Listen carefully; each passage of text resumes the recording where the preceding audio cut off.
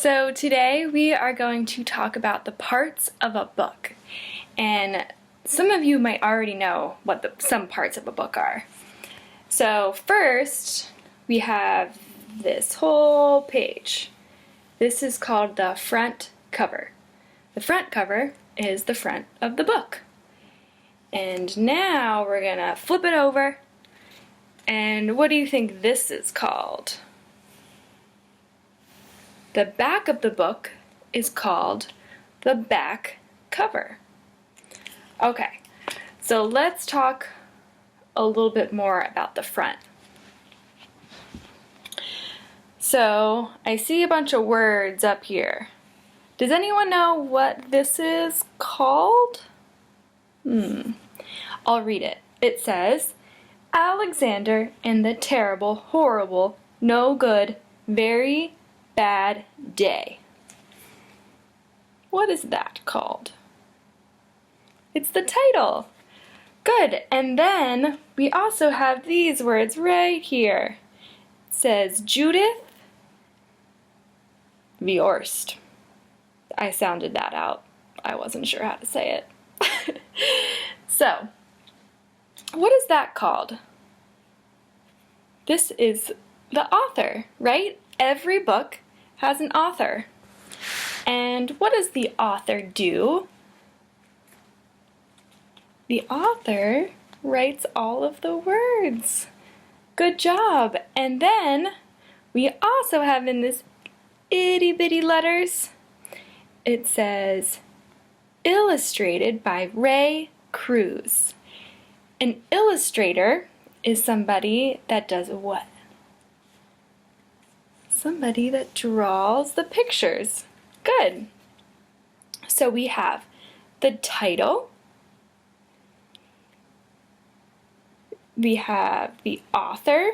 The author is the person that wrote the book. And then we have the illustrator, and that's the person that draws all the pictures.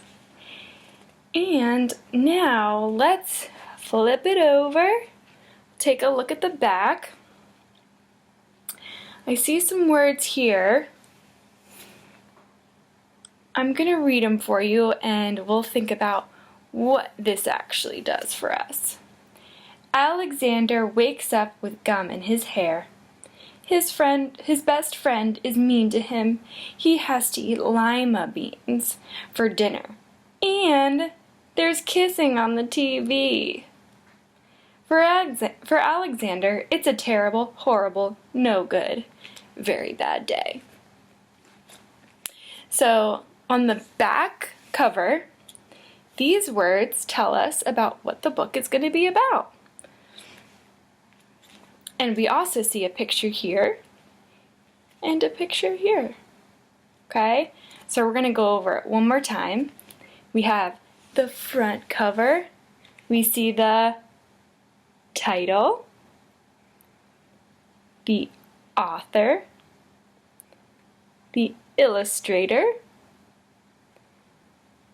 a picture, good, and then on the back, this is called the back cover. Nice job, friends! And one more thing that we haven't talked about yet is that every book has a spine, just like all of us have spines. So can you touch your spine? It's going to be right in the middle of your back. It's a little bumpy. Okay, that's our spine. Just like our spine is in the middle of our back, when you open a book up like this, you can see that it's in the middle of the book. Okay, so that is the spine. All right, so I think that we've done enough talking. Now let's read. Okay. Wait a second. This is confusing. I don't know what's going on here. Why can't I read the words? Oh, the book is upside down. Silly me. We don't read books like this. What do I have to do? I have to flip it over and read from the front to the back. Okay, let's try that again.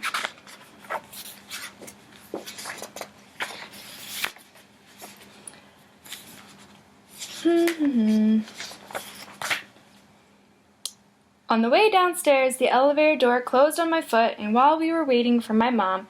Wait, what's going on?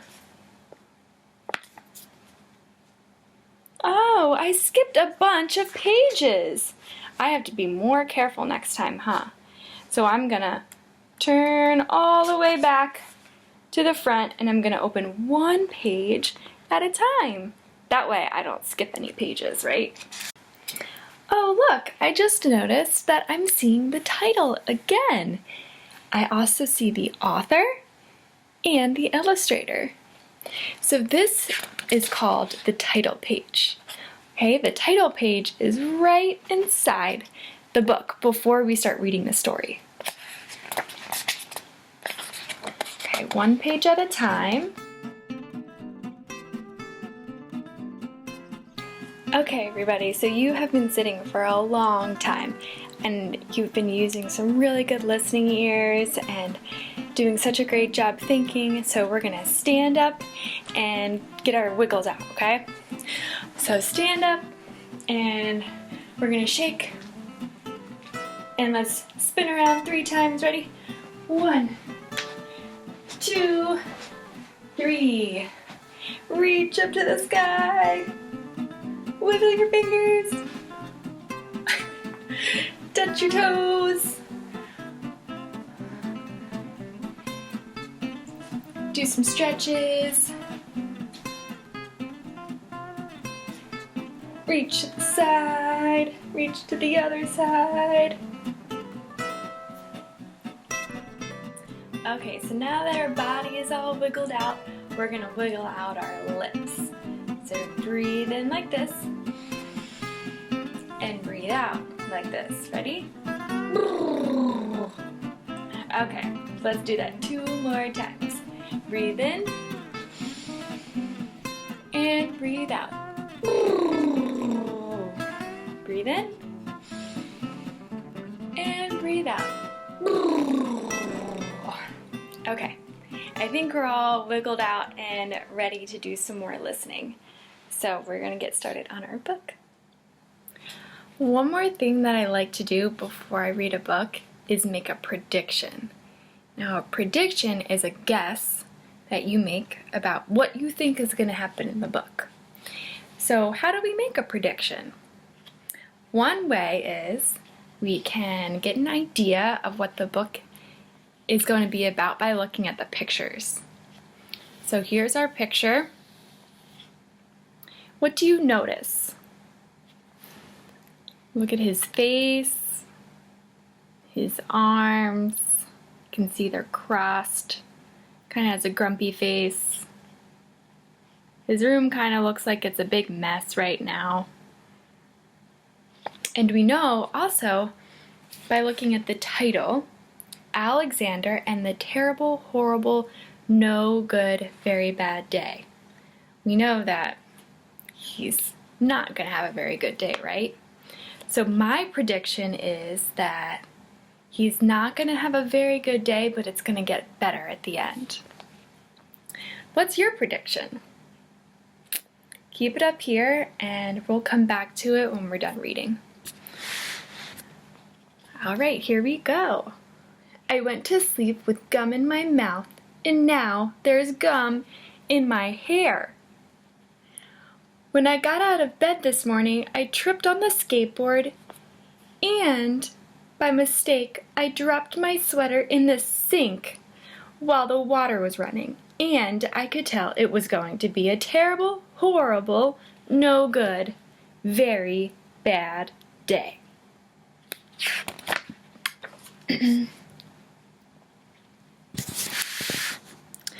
At breakfast, Anthony found a Corvette Stingray car kit in his breakfast cereal box, and Nick found a junior undercover agent code ring in his breakfast cereal box.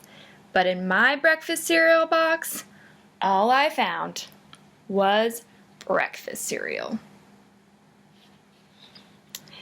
I think I'll move to Australia.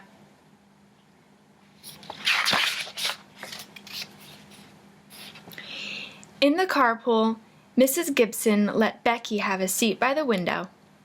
Audrey and Elliot got seats by the window, too.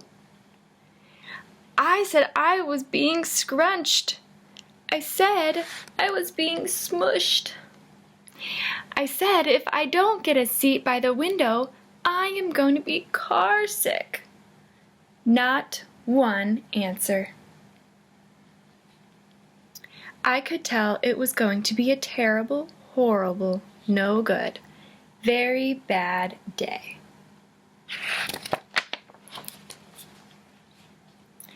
At school, Mrs. Dickens liked Paul's picture of the sailboat better than my picture of the invisible castle.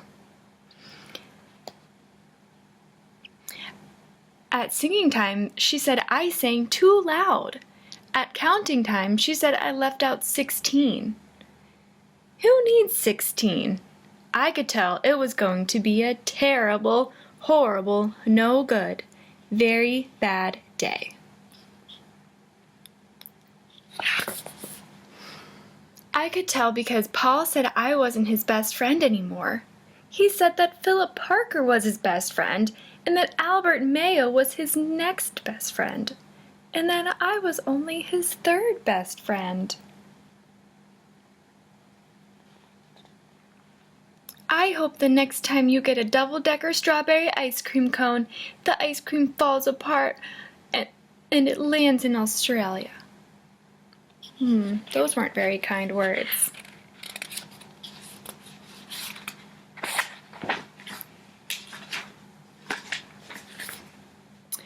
There were 2 cupcakes in Philip Parker's lunch bag.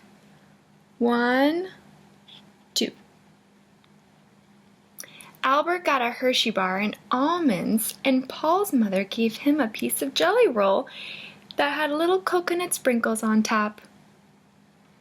Guess whose mother forgot to put dessert in?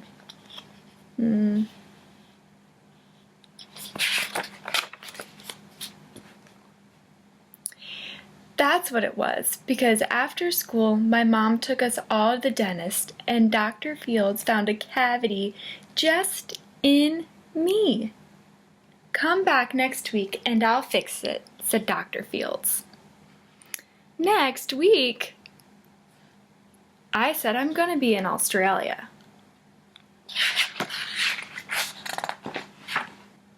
On the way downstairs, the elevator door closed on my foot while we were waiting for Mom to get the car. Anthony made me fall where it was muddy, and then when I started crying because of the mud, Nick said I was a crybaby.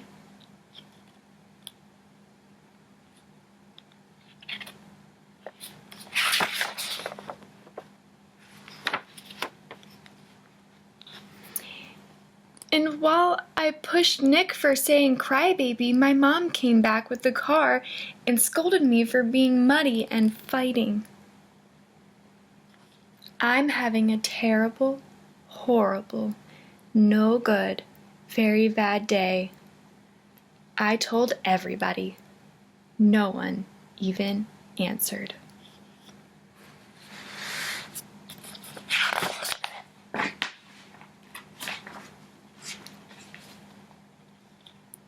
So then we went to the shoe store to buy some sneakers. Anthony chose white ones with blue stripes. Nick chose red ones with white stripes. I chose blue ones with red stripes. But the shoe man said, "We're all sold out." They made me buy plain old white shoes, but they can't make me wear them.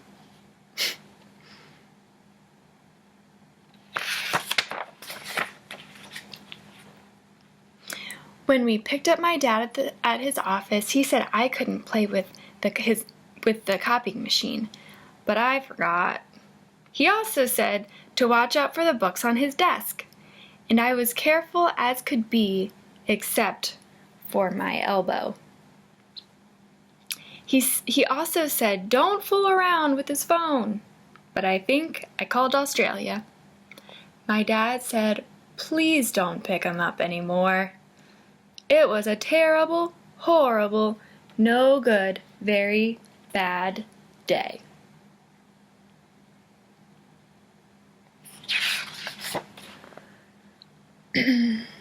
There were lima beans for dinner, and I hate lima beans. There was kissing on TV, and I hate kissing. Ugh.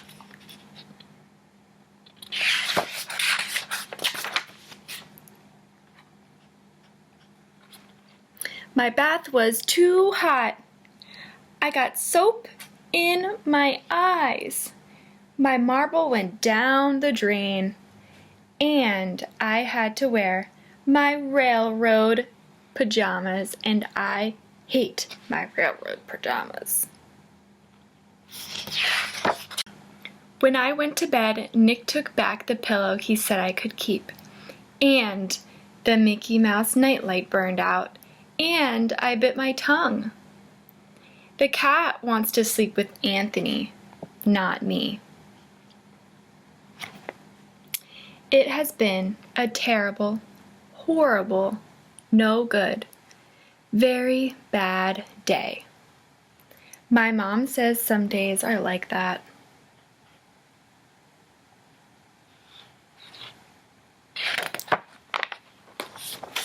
Even in Australia. The end.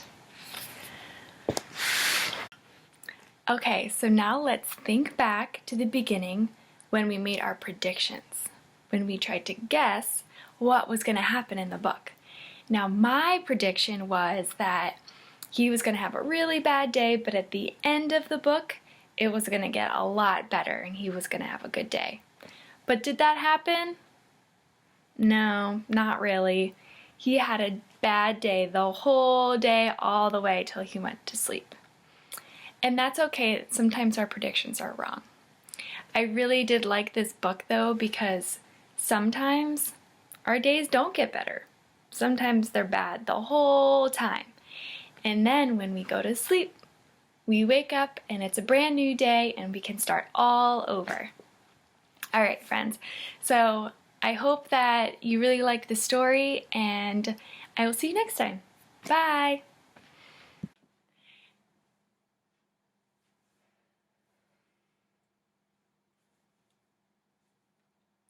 Okay, so now that our body is all wiggled out, we're going to wiggle out our lips. So breathe in like this, and breathe out like this. Ready? Okay, let's do that 2 more times. Breathe in, and breathe out. Breathe in, and breathe out. Okay, I think we're all wiggled out and ready to do some more listening. So we're going to get started on our book.